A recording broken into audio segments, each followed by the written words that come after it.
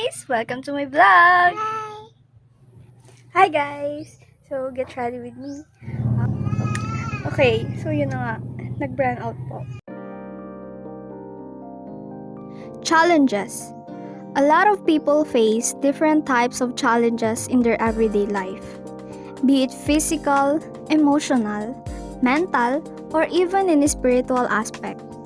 Challenges may also occur at school, at home, at workplace, or even within yourself.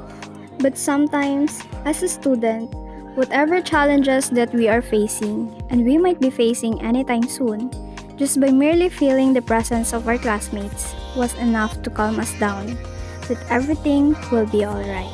It seems like their presence tells you that whatever challenges you may face, you can overcome it. Okay, so yun guys, nakauwi na ako. Half day lang kasi kami ngayon, Tuesday.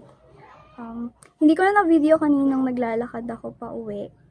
Kasi nag-stop na lang ako dun sa kanto, dun sa taas. Because of some circumstances.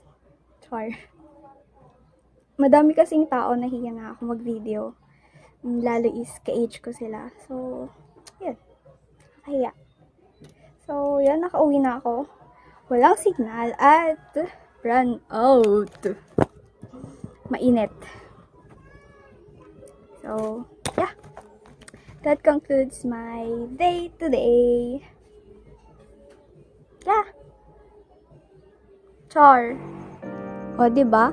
Sabi sa'yo char lang. Gagawa ka pa ng notes at magre-review. So, yun na nga. Lately, I've been feeling drained all the time. Even by simply doing simple tasks that I usually do. And it's getting kinda annoying since I don't know how can I resolve it and how can I overcome it. But whatever challenges or problems that I may face or will be facing sooner or later, I know that I can overcome it because I believe and I really strongly believe that I am much more stronger than any problems or challenges that I may face.